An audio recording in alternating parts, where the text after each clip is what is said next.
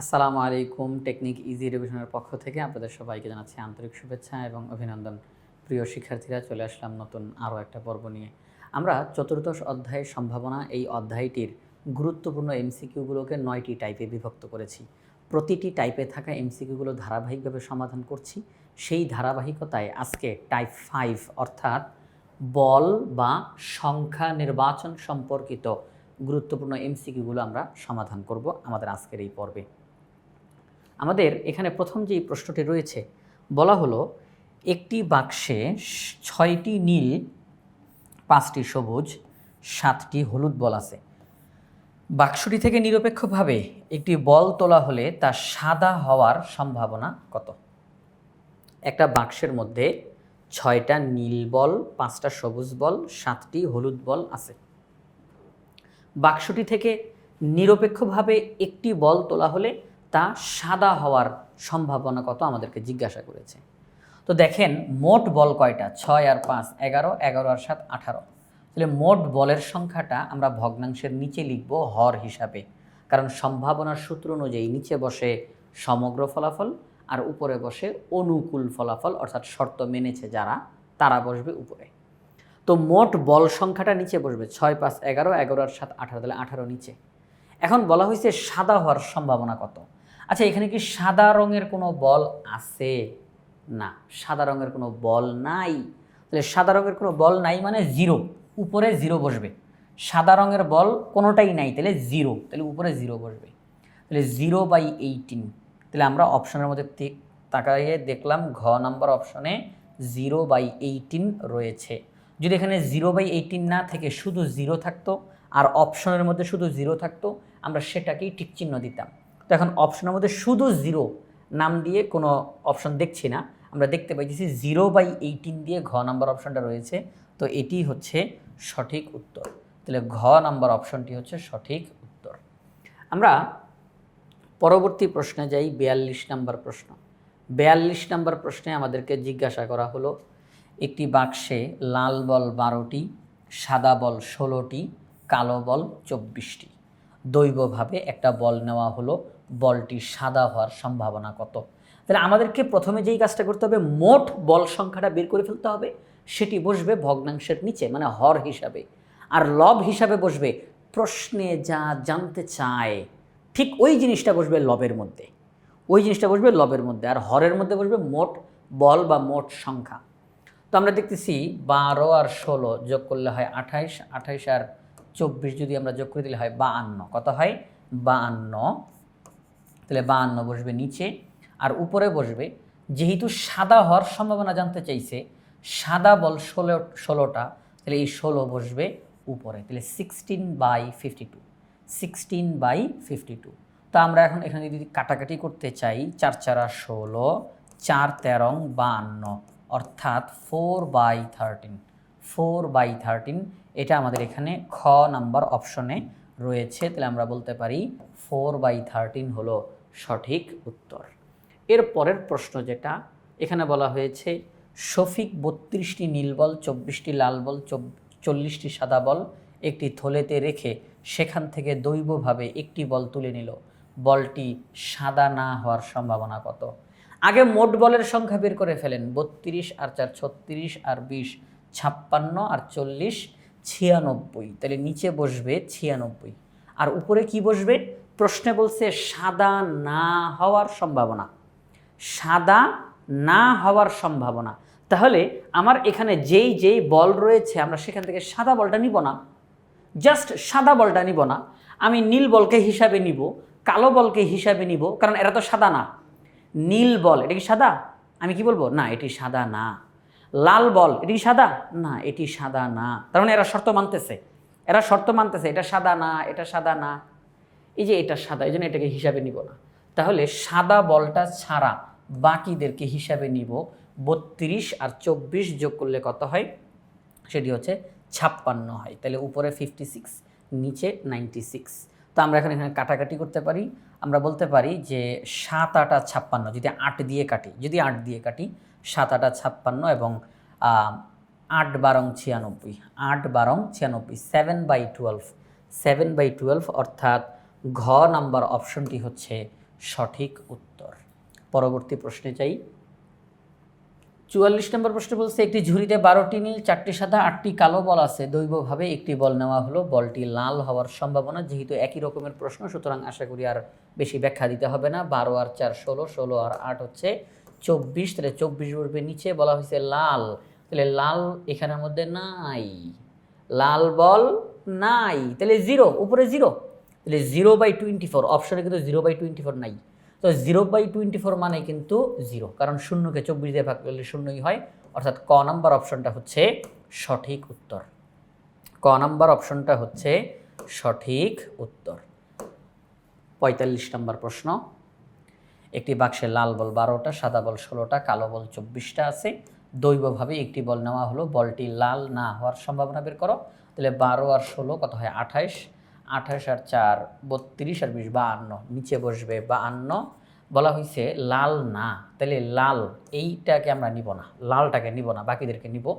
24 আর 6 30 10 40, তাহলে উপরে বসবে 40। কাটাকাটি করতে পারি আমরা, যেমন আমরা 4 দিয়ে কাটতে পারি। 4 10 40, 4 13 52, 10/13। 10/13 আমাদের এখানে ঘ নাম্বার অপশনে রয়েছে। তাহলে 10/13 এটি হচ্ছে সঠিক উত্তর। পরবর্তী যেই প্রশ্ন, একটি বাক্সে 8টি কালো, 16টি লাল, 24টি নীল। দৈবভাবে একটি বল নির্বাচন করা হলে বলটি কালো হওয়ার সম্ভাবনা বের করতে আমাদেরকে বলা হয়েছে। তাহলে আমরা এদেরকে যোগ করি। 8 আর 16 যোগ করলে 24, 24 24 48, তাহলে মোট বল 48। বলা হয়েছে কালো, তাহলে কালো হচ্ছে 8টা, তাহলে উপরে 8, তাহলে 8/48। কাটাকাটি করা যায়, সেটা হচ্ছে 8 একে 8, 6 8 48। আমরা 8 দিয়ে কাটলাম, 8 একে 8, 6 8 48, কাটাকাটি করলাম। তাহলে 1/6, অর্থাৎ গ নাম্বার অপশনটি হচ্ছে সঠিক উত্তর। 47 নম্বর প্রশ্নে বলা হলো, একটি থলেতে 4টি লাল, 5টি কালো এবং 3টি হলুদ বল আছে। একটি বল দৈবভাবে নেওয়া হলো, বলটি কালো হওয়ার শতকরা সম্ভাবনা কত? তো আমরা আগে বলগুলো যোগ করে ফেলি। 4 আর 5 9, 9 আর 3 12, তাহলে নিচে 12 বসবে। বলা হলো বলটি কালো হওয়ার সম্ভাবনা, কালো হচ্ছে 5, তাহলে উপরে 5 বসবে, 5/12। এখন ঘটনা হলো, যেহেতু তারা বলছে শতকরা, সম্ভাবনার মানটাকে শতকরায় বের করার জন্য আমরা 100 দিয়ে গুণ করব। তাহলে উপরে হয় 500 আর নিচে হয় 12। যেই ফলাফল আসবে আমি শুধু পার্সেন্টেজ চিহ্ন দিয়ে দিব, কারণ পার্সেন্ট চিহ্ন দেওয়ার জন্যই আমি 100 দিয়ে গুণ দিছি। এই 100 দিয়ে গুণ করার দ্বারা এটি শতকরায় রূপান্তরিত হয়ে গিয়েছে। আমি শুধু এখন জাস্ট চিহ্নটা দিয়ে দিব। তাহলে 500/12%। তো এখন দেখেন যেই বিষয়টা, আমরা এখানের মধ্যে 500কে যদি এখন 12 দিয়ে ভাগ করি, 500কে যদি 12 দিয়ে ভাগ করি, আপনাদের সামনে একটু দেখাই। 500 ভাগ 12, তাহলে আসে 41 আমি যদি জাস্ট দশমিকের পরে 1 ঘর নেই, যদি 1 ঘর নেই, তাহলে এটা আমি 7 বলবো, কারণ পরের অঙ্কটা 5 বা 5-এর বড়। তাহলে আমি এটার সাথে 1 যোগ করে বলবো, তাহলে 41.7, 41.7 বলবো। তাহলে 41.7%। তাহলে উত্তর কত হবে? 41.7%। যেই বলটি নেওয়া হলো সেই বলটি কালো হওয়ার শতকরা সম্ভাবনা হলো 41.7%। ক নাম্বার প্রশ্নটি আর কি, ক নাম্বার অপশনটি হচ্ছে সঠিক উত্তর। এরপরে 48 নম্বর প্রশ্ন। 48 নম্বর প্রশ্নে জিজ্ঞাসা করা হয়েছে, একটি বাক্সে লাল বল 14টা, সাদা বল 20টা, কালো বল 16টা। বলটি কালো না হওয়ার সম্ভাবনা বের করো। আগে বলগুলো একটু হিসাব করি। 14 আর 20 তাহলে হয় 34, 34 আর 16 তাহলে হচ্ছে 50। বলা হলো কালো না, কালো না, তাহলে আমরা কালো বলটাকে হিসাবে নিব না। তাহলে 14 আর 20 তাহলে হয় 34, উপরে বসাই, কাটাকাটি করতে পারবো আমরা। যেমন 2 দিয়ে কাটতে পারি, 17 দুগুণে 34, 25 দুগুণে 50, 17 দুগুণে 34, 25 দুগুণে 50, 17/25, অর্থাৎ ঘ নাম্বার অপশনটি হচ্ছে সঠিক উত্তর।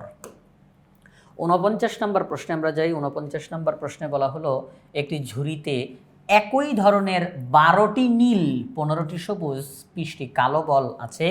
দৈবভাবে একটি বল নেওয়া হলো, বলটি নীল হওয়ার সম্ভাবনা জিজ্ঞাসা করেছে। তো এই যে এই সম্ভাবনা বের করার জন্য কী করতে হবে? আমাদেরকে আগে সবগুলো বল সংখ্যা একত্রে বের করতে হবে, যে মোট বল কয়টা, মোট বল কয়টা। কারণ সম্ভাবনার সূত্র অনুযায়ী ভগ্নাংশের নিচে অর্থাৎ হর হিসাবে বসে মোট বল সংখ্যা, আর লব হিসাবে বসে অনুকূল অর্থাৎ শর্ত বেনেছে যারা প্রশ্নে যেটা চেয়েছে সেটা বসে লবে। তাহলে মোট বল কয়টা এখানে? 12 আর 15 27, 27 আর 20 হচ্ছে 47। তাহলে আমরা বলতে পারি মোট বল 47। তাহলে 47কে আমরা নিচে বসাবো। বলা হলো নীল হওয়ার সম্ভাবনা কত? তাহলে নীল বল 12। নীল বল কত? 12। তাহলে যেহেতু তারা নীলের সংখ্যা জানতে চাচ্ছে, তাহলে নীল বল 12, এই 12 বসবে লবের জায়গাতে, কারণ এটা অনুকূল, বাকিরা অনুকূল না, এটা অনুকূল। তাহলে 12 বসবে উপরে। 12/47, 12/47 আমরা এখানের মধ্যে দেখতে পাচ্ছি ঘ নাম্বার অপশনে রয়েছে। তাহলে 49 নম্বর প্রশ্নের সমাধান পেয়ে গেলাম। এখানে সবগুলো প্রশ্ন একই ধাঁচের, হ্যাঁ, সবগুলো প্রশ্ন একই ধাঁচের। আপনি যখন এই সবগুলো প্রশ্ন এক টানা করতে থাকবেন, তখন এই টাইপ যখন শেষ হয়ে যাবে, আপনার কাছে এটা একদম পানি হয়ে যাবে, যে আর কোনো প্রবলেম নাই। এই টাইপের মধ্যে যেই প্রশ্নগুলো রয়েছে এই ধরনের, আর এটা কিন্তু গুরুত্বপূর্ণ। এই মুহূর্তে আপনার কাছে খুব সহজ লাগতেছে, কিন্তু এটা কিন্তু খুব গুরুত্বপূর্ণ, ঠিক আছে? আচ্ছা, তো এই জন্যই আমরা একই টাইপের মধ্যে ওই প্রশ্নগুলো রেখেছি, যেগুলো সব একই রকমের। তাহলে আপনি প্রথমে যখন 3টা 4টা 5টা প্রশ্ন আপনি সলভ করলেন, এরপর থাকবেন যে বাকিগুলো তো একদম সহজ হয়ে গেছে, আর এটা তো কোনো ব্যাপারই না। কিন্তু যদি সবগুলো প্রশ্ন যদি ছড়ায়া ছিটায়া থাকে, সব মিলানো ঝিলানো থাকে, এই আমি একটা প্রশ্ন সলভ করলাম, পরের প্রশ্নটা আবার অন্য রকমের চিন্তাভাবনা, পরের প্রশ্নটা আবার অন্যরকম, আবার চিন্তাভাবনা, তো তখন মনে করেন যে এটা ভালো মতো আয়ত্তে আসে না। কিন্তু যদি একই রকমের প্রশ্নগুলো ধারাবাহিকভাবে আপনার সামনে আসে, হ্যাঁ, 15টা 20টা প্রশ্ন, সব একই রকমের প্রশ্ন, তো আপনি প্রথম প্রশ্নটা সলভ করলেন, দ্বিতীয়টা সলভ করলেন, তৃতীয়টা সলভ করলেন, এরপরে দেখবেন কি বাকিগুলো কেমন জানি মুখে অঙ্ক করে ফেলতেছেন, মুখে একদম সহজ লাগবে, একটা ভালো লাগবে যে আমি তো প্রশ্নগুলো পারতেছি। তো এই একটা না একই রকমের প্রশ্ন যখন সলভ করবেন, তখন দেখবেন ওই রিলেটেড আর কোনো সমস্যা আপনার থাকবে না এবং ভালো লাগবে। পরবর্তীতে আবার অন্য একটা টাইপে ঢুকবেন, আবার সেখানে একটা না ওই টাইপের অঙ্কগুলো সমাধান করবেন। তো এটা আপনাদের জন্য উপকারী। তো আমাদের এই যে ইজি 500 MCQ এর যেই বইটা, সাজেশন বই, ইজি 500 MCQ সাজেশন বই, আমাদের এই বইয়ের মধ্যে MCQগুলো সব ধারাবাহিকভাবে একই টাইপের MCQগুলো পাশাপাশি দেওয়া থাকবে। আমরা এখন এই টাইপের মধ্যে একই রকমের প্রশ্ন সলভ করতেছি, আবার অন্য একটা টাইপে ওই রিলেটেড একই টাইপের MCQগুলো সমাধান করতে থাকবো। এইভাবে করে আমরা আমাদের বইয়ের মধ্যে গুরুত্বপূর্ণ MCQগুলোকে টাইপ ভিত্তিক আকারে সাজিয়েছি। আশা করি আপনারা এই বইগুলো সংগ্রহ করে আপনাদের প্রস্তুতিটা খুব আরও 100তে 100 উন্নীত করে ফেলবেন ইনশাআল্লাহ। দেখেন 50 নম্বর প্রশ্নে বলা হলো একটি বাক্সে 8টি কালো, 16টি লাল, 24টি নীল বল আছে। দৈবভাবে একটি বল নির্বাচন করা হলে বলটি নীল না হওয়ার সম্ভাবনা কত? তাহলে বলগুলোর যোগফল আগে বের করি। 8 আর 16 24, 24 24 48, 48 বসবে নিচে। বলা হয়েছে নীল না, তাহলে নীলকে হিসাব থেকে বাদ দিয়ে দেই। 16 আর 8 হচ্ছে 24, আমরা কাটাকাটি করতে পারি। 24 একে 24, 24 দুগুণে 48 অর্থাৎ হাফ। খ নাম্বার অপশনটা হচ্ছে সঠিক উত্তর। 51 নাম্বার যেই প্রশ্ন, এখানে বলা হলো একটি থলেতে লাল বল 12টা, সবুজ বল 8টা, হলুদ বল 4টা। একটি বল নেওয়া হলো, সবুজ না হওয়ার সম্ভাবনা বের করো। তাহলে 12 আর 8 20, 20 আর 4 24, 24 বলবে নিচে। বলা হলো সবুজ না, তাহলে সবুজ বলকে বাদ দেন হিসাব থেকে। তাহলে 12 আর 4, তাহলে 16, আমরা কাটাকাটি করতে পারি।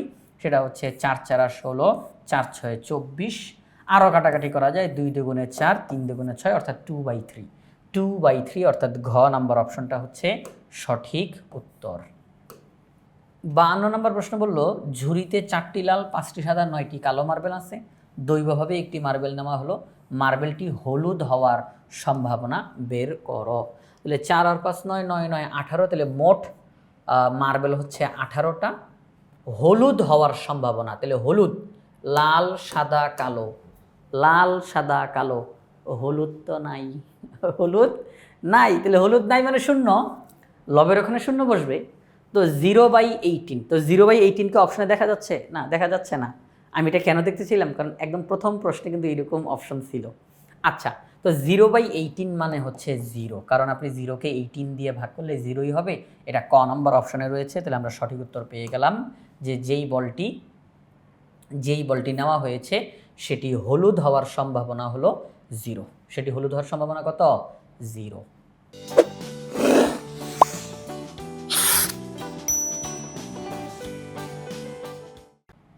53 নম্বর প্রশ্ন বলছে, বাক্সের মধ্যে লাল বল 12টা, সাদা বল 16টা, কালো বল 24টা, দৈবভাবে একটা বল নেওয়া হলো, বলটি লাল বা সাদা হওয়ার সম্ভাবনা বের করো।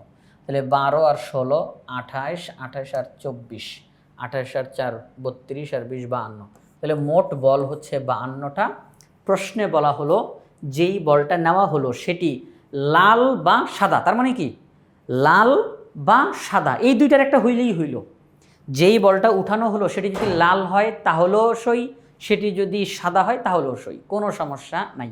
লাল বা সাদা এই দুইটার যে কোনো একরকম হইলেই চলবে। তার মানে তারা কালো বলটা চাচ্ছে না, কালো বল উঠুক এটা তারা চাচ্ছে না, তারা চাচ্ছে লাল বা সাদা হওয়ার সম্ভাবনা। যখন এই বা শব্দ অথবা বা এরকম থাকবে তখন আমরা এই বায়ের আগে এবং বায়ের পরে দুইটাকেই যোগ করে দিব। আচ্ছা, লাল বল কয়টা? 12টা। সাদা বল কয়টা? 16টা। যোগ করলে কত হয়? 28। এই 28 বসবে উপরে। আমি আবারও বলতেছি, লাল বা সাদা হওয়ার সম্ভাবনা এই বা শব্দের আগে যেটা আছে তার সংখ্যাটা, বা শব্দের পরে যেটা আছে তার সংখ্যাটা, তাদেরকে আমরা যোগ করে দিব, কারণ এই দুইটার যে কোনো একটা হইলেই হবে। যেই বলটা বাক্স থেকে উঠানো হলো সেটি লাল হলেও চলবে অথবা সেটি সাদা হলেও চলবে। তার মানে লাল বা সাদা এই দুইটার যে কোনো একটা হইলেই হয়। তো আমরা এই দুইটাকে একত্র করে ফেলবো। তাহলে 12 আর 16 হচ্ছে 28। তাহলে 28 বসবে উপরে, কারণ এই 28টা বল শর্ত মেনেছে। এই 28টা বল শর্ত মেনেছে। 12টা বল লাল, এটাও শর্ত মেনেছে, কারণ এখান থেকে একটা উঠলেও হবে। 16টা বল সাদা, এটাও শর্ত মেনেছে, এখান থেকে একটা বল উঠলেও হবে। অর্থাৎ লাল বা সাদা এই দুইটার যে কোনো একটা উঠলেই হবে। তাহলে দুইটাই আমার শর্ত মেনেছে। কালো বলটা শর্ত মানে নাই, কারণ কালোর কথা এখানে বলা হয় নাই। তাহলে 28 বসলো উপরে। আমরা কাটাকাটি করতে পারি, যেমন 4 7 28, 4 13 52। আমরা 4 দিয়ে কাটতে পারি। 4 7 28, 4 13 52, 7/13। 7/13 আমরা এখানে ঘ নাম্বার অপশনে দেখতে পাচ্ছি। 54 নম্বর প্রশ্ন বলছে, একটি ঝুড়িতে 15টি সাদা, 10টি কালো, 20টি লাল বল রয়েছে। দৈবভাবে একটি বল নেওয়া হলো, বলটি সাদা অথবা লাল হওয়ার সম্ভাবনা বের করো। আগে সবগুলো বলের যোগফলটা বের করব হর হিসাবে লেখার জন্য। 15 আর 10 25, 25 আর 20 45। এবার বলা হচ্ছে লাল অথবা সাদা, সাদা অথবা লাল। তার মানে সাদাও আমি হিসাবে নিতে পারবো, লালকেও আমি হিসাবে নিতে পারবো। এই দুইটার যে কোনো একটা হইলেই চলবে। তাহলে লাল এবং সাদা দুইটাকে আমরা হিসাবে নিয়ে ফেলবো। এই যে অথবা শব্দটা আছে, অথবার আগে এবং অথবার পরে যেই দুইটা শব্দ আছে তাদের যে সংখ্যাগুলো, সাদার সংখ্যা লালের সংখ্যা, তাদেরকে আমরা যোগ করবো। তাহলে অথবা বা থাকলে আমরা যোগ করব। তাহলে অথবার আগে সাদা, সাদা হচ্ছে 15টা, অথবার পরে লাল, লাল হচ্ছে 20টা, যোগ করলে হয় 35। আমরা 35কে উপরে বসাবো। কাটাকাটি করা যায়, 5 দিয়ে কাটতে পারি। 5 7 35, 5 9 45, 7/9। 7/9 আমরা এটি দেখতেছি ঘ নাম্বার অপশনে রয়েছে। তার মানে এই ঝুড়ির ভিতর থেকে যদি একটা বল উঠানো হয় আর সেটি সাদা অথবা লাল হওয়ার সম্ভাবনা হলো 7/9। ঘ নম্বর অপশনটি সঠিক উত্তর।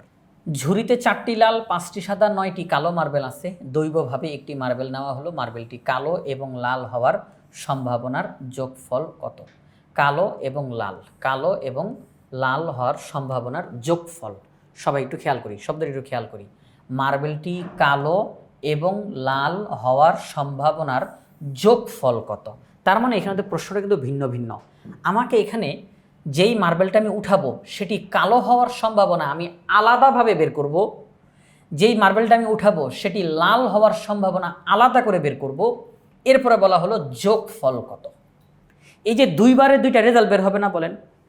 আমি এই ঝুড়ির ভিতর থেকে একটা মার্বেল উঠাবো, সেটি কালো হওয়ার সম্ভাবনা বের করব। একটি বল উঠাবো, সেটি লাল হওয়ার সম্ভাবনা বের করব। এই যে আমি দুইবার সম্ভাবনা বের করলাম, এবার এই দুইটার যোগফল বের করব। কারণ তার এখানে যোগফলের কথা বলছে। আমরা যোগফল শব্দটা দেখেই বুঝে গেছি যে আমাকে এখানে আলাদা আলাদাভাবে বের করার জন্য বলা হচ্ছে। তাহলে আমি এখানে দুইবার রেজাল্ট বের করব, এইটার রেজাল্ট এইটার রেজাল্ট আলাদা আলাদা করে বের করে এবার আমি যোগ করে দিব। তাহলে চলেন আমরা এখন করে ফেলি। তো বলটি মার্বেলটি কালো হওয়ার সম্ভাবনা বের করতেছি। তাহলে 4 আর 5 9, 9 9 18, তাহলে মোট বল 18টা। বলা হয়েছে কালো হওয়ার সম্ভাবনা বের করো, কালো বল 9টা, তাহলে 9 উপরে। আচ্ছা ওকে ফাইন, তাহলে মার্বেলটি কালো হওয়ার সম্ভাবনা 9/18।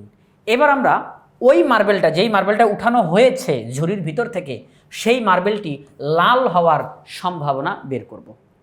সিস্টেম তো একই, নিচে কি বসবে? মোট বল সংখ্যা। এবার আমাদেরকে বলছে লাল, তাহলে লালের দিকে যাই। লাল হচ্ছে 4টা, তার মানে এই 4টা বল শর্ত মেনেছে, এই 4টা মার্বেল শর্ত মেনেছে, এই 4 বসবে উপরে। তাহলে মার্বেলটি কালো হওয়ার সম্ভাবনা 9/18, মার্বেলটি লাল হওয়ার সম্ভাবনা 4/18।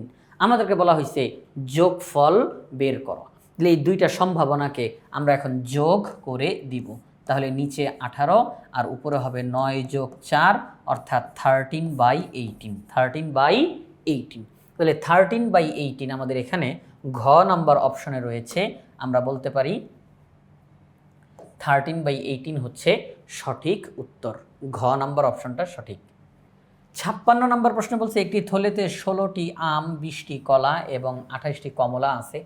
অনেকক্ষণ পরে আমরা মার্বেল আর বলের ভিতর থেকে বের হয়ে একটু খাবার দাবারের দিকে আসতে পেরেছি। আপনারা অনেকেই হয়তো এমসিকিউগুলো ধারাবাহিকভাবে করতে করতে ক্ষুধা লেগে গেছে, এজন্য খাবারের নাম বলা হচ্ছে, ঠিক আছে?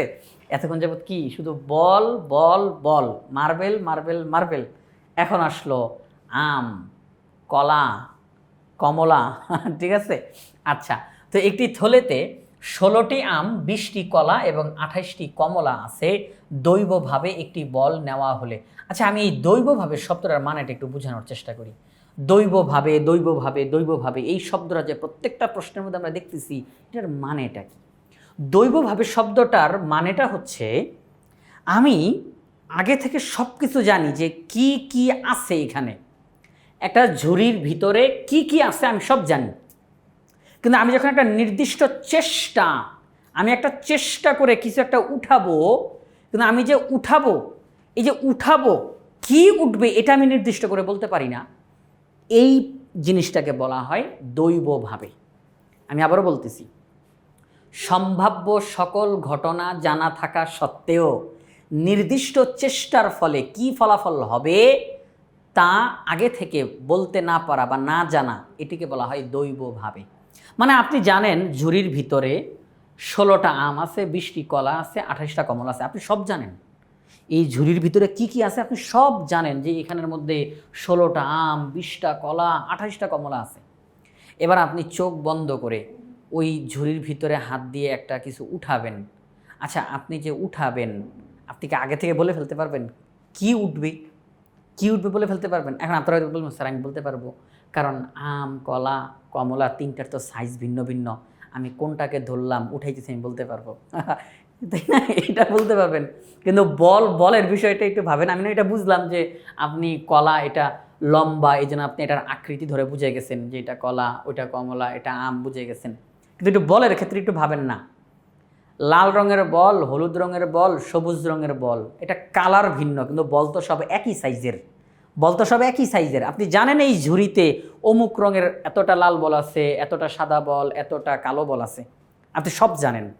এখন আপনি যখন ওই ঝুড়ির ভিতর থেকে একটা বল উঠাইতে যাবেন, যেই বলটা উঠলো, চোখ কিন্তু বন্ধ আপনার, যেই বলটা উঠলো এটা কোন রঙের বল আপনি কি নির্দিষ্ট করে বলতে পারবেন? আমি এখন যেই বলটা উঠাবো এটা লাল বলই হবে, এটা নির্দিষ্ট করে বলা সম্ভব?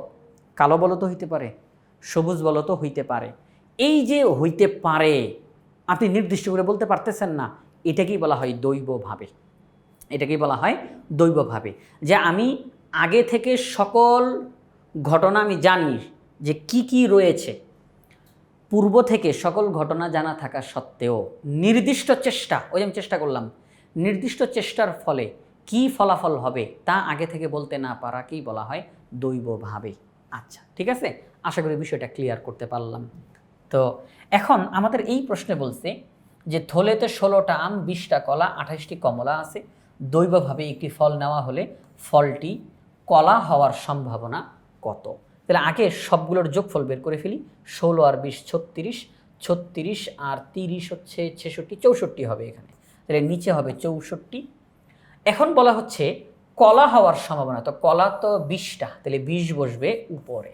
তো আমরা এখন কাটাকাটি করতে পারি, যেমন 4 আমরা এখানে 4 দিয়ে কাটতে পারি, 4 যায় 5 বার, 4 5 20, আর এখানের মধ্যে 4 ষোলং 64, 4 ষোলং 64, 4 5 20, 4 ষোলং 64, তাহলে 5/16।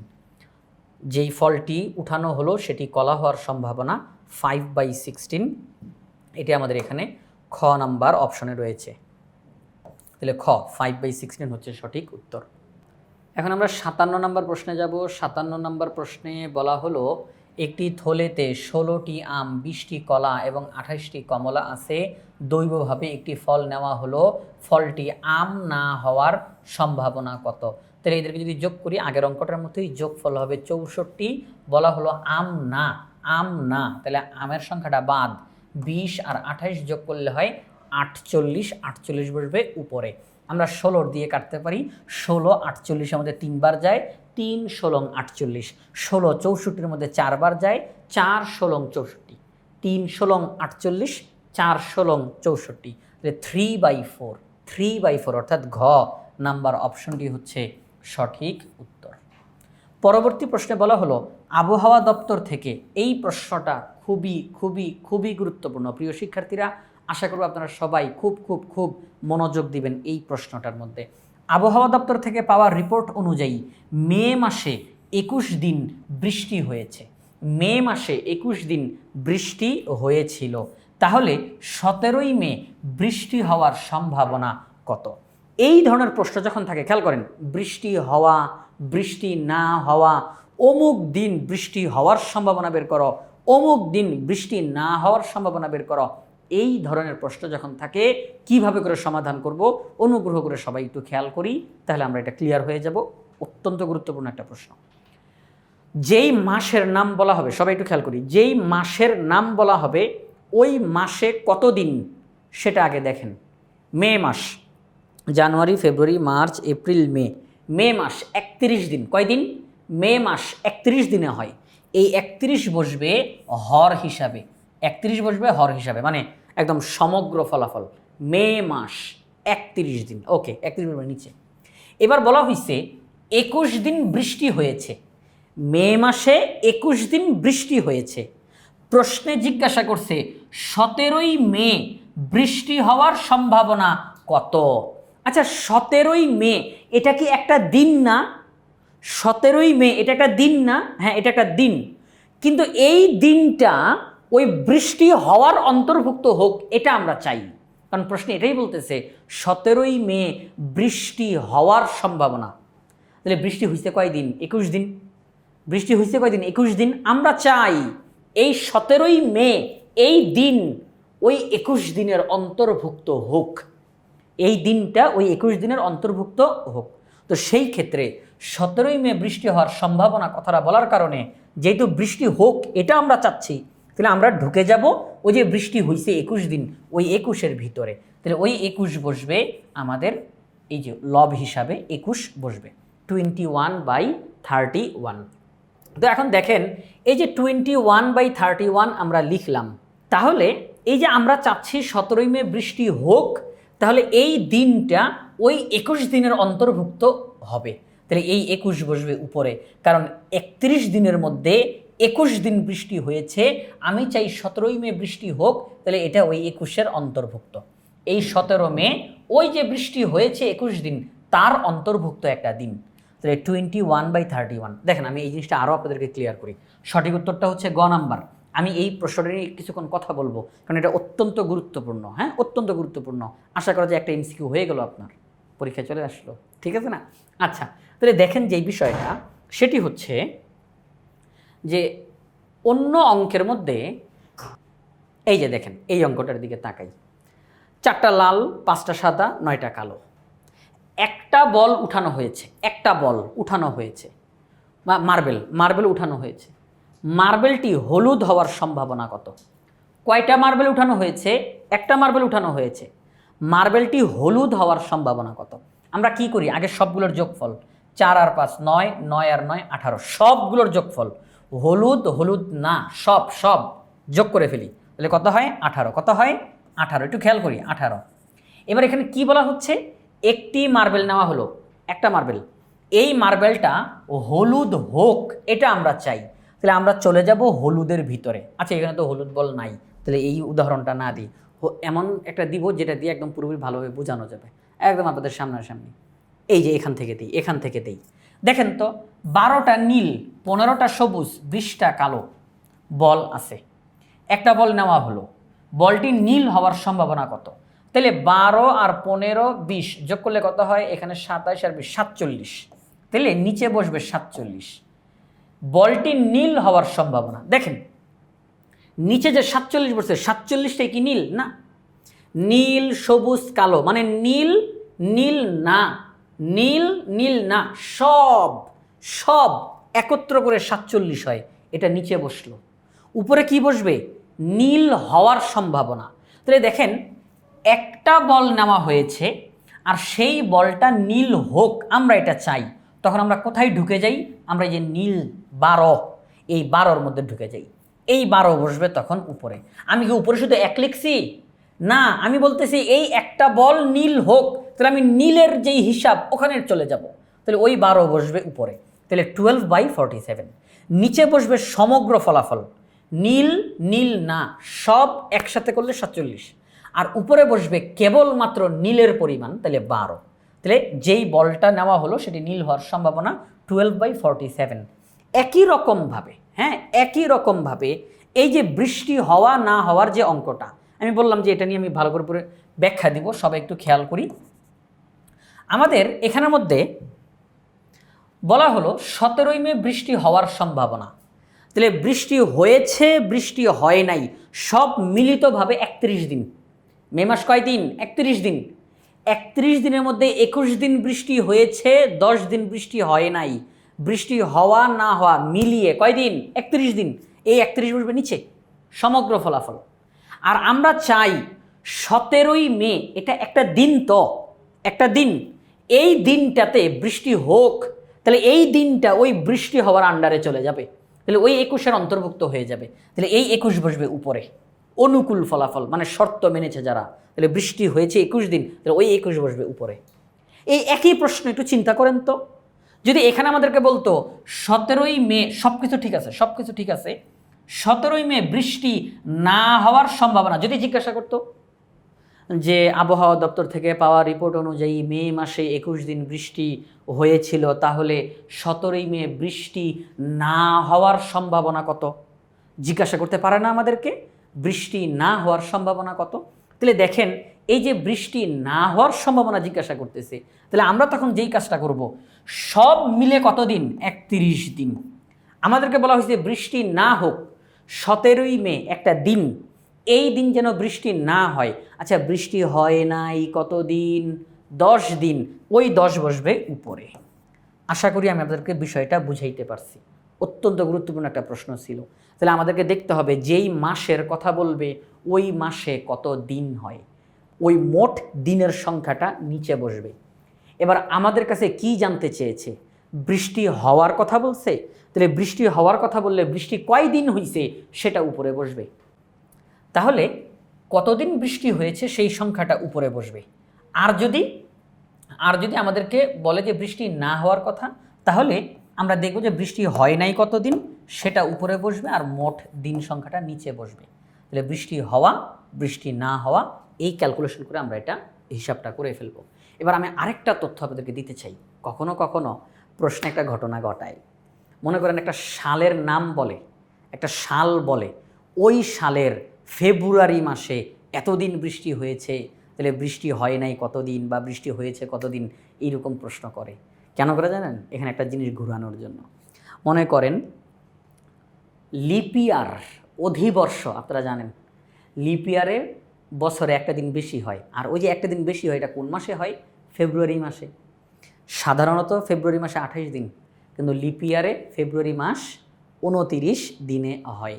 তো এমন একটা সাল বলে বলে যে ফেব্রুয়ারি মাস, অমুক সালের ফেব্রুয়ারি মাসে এতদিন বৃষ্টি হয়েছে, বৃষ্টি না হওয়ার সম্ভাবনা বের করো।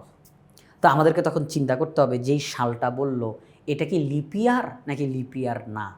যদি লিপিয়ার না হয় তাহলে নিচে বসবে 28, ফেব্রুয়ারি মাস 28 দিন। আমি এটা ইংরেজিতে লিখলাম, ফেব্রুয়ারি মাস 28 দিন। তো বলছে অমুক দিন বৃষ্টি হওয়ার সম্ভাবনা কত, তো বৃষ্টি মনে করেন 13 দিন হয়েছে, তো 13 বসবে উপরে। যেই সাল বলল ওই সালটা লিপিয়ার না, তাহলে ফেব্রুয়ারি মাস 28 দিন, তাহলে 28 বসবে নিচে। বৃষ্টি হয়েছে 13 দিন, অমুক তারিখ বৃষ্টি হওয়ার সম্ভাবনা বের করো, তাহলে উপরে 13 বসলো। আর যেই সালের কথা বললো ওই সালটা যদি লিপিয়ার হয়, লিপিয়ার হয় মানে 4 দ্বারা ভাগ যায়, আপনারা জানেন 4 দ্বারা ভাগ যায়, যদি লিপিয়ার হয় তাহলে সেই বছরে ফেব্রুয়ারি মাস 29 দিনে হবে। তখন কিন্তু 28 না, তখন কিন্তু আমাদেরকে নিচে বসাইতে হবে 29। তখন লিপিয়ারে অধিবর্ষতে ফেব্রুয়ারি মাস 29 দিনে হয়, তখন নিচে বসাইতে হবে 29। অর্থাৎ ক্যালকুলেশনটা কিন্তু এই জায়গাটার মধ্যেই পরিবর্তনটা হয়ে যাবে। আমাদেরকে এই বিষয়টা খেয়াল রাখতে হবে। অধিবর্ষ না হলে ফেব্রুয়ারি মাস 28 দিন, আমরা ওইভাবে করেই ক্যালকুলেশন করব। বৃষ্টি হয়েছে 13 দিন, তাহলে বৃষ্টি হয় নাই 15 দিন। আর যদি অধিবর্ষ হয় তাহলে ফেব্রুয়ারি মাস 29 দিন, বৃষ্টি হয়েছে 13 দিন, তাহলে বৃষ্টি হয় নাই 16 দিন। উত্তর কিন্তু চেঞ্জ হবে। তাহলে এই বিষয়টা তো আমরা সবাই খেয়াল রাখবো, ঠিক আছে? তো প্রিয় শিক্ষার্থীরা, আমরা এই যে গুরুত্বপূর্ণ এমসিকিউগুলো সমাধান করলাম, এটা হচ্ছে আমাদের ইজি 500 এমসিকিউ সাজেশনের যেই বই, সেই বই থেকে আমরা এই এমসিকিউ প্রশ্নগুলোর সমাধান করলাম। আমাদের পুরো বইয়ের মধ্যে গুরুত্বপূর্ণ এমসিকিউগুলোকে আমরা বিভিন্ন টাইপে বিভক্ত করে সেই টাইপ ভিত্তিকভাবে আমরা এমসিকিউ প্রশ্নগুলোর সমাধান করছি। সকল গুরুত্বপূর্ণ এমসিকিউগুলোকে ধারাবাহিকভাবে সমাধান করতেছি। তো আশা করব আপনারা সবাই আমাদের এই ইজি 500 এমসিকিউ বই এবং ইজি সিরিজের যেই বইগুলো রয়েছে এই বইগুলো সংগ্রহ করে আপনারা আপনাদের প্রস্তুতিকে 100-তে 100 উন্নীত করবেন ইনশাআল্লাহ।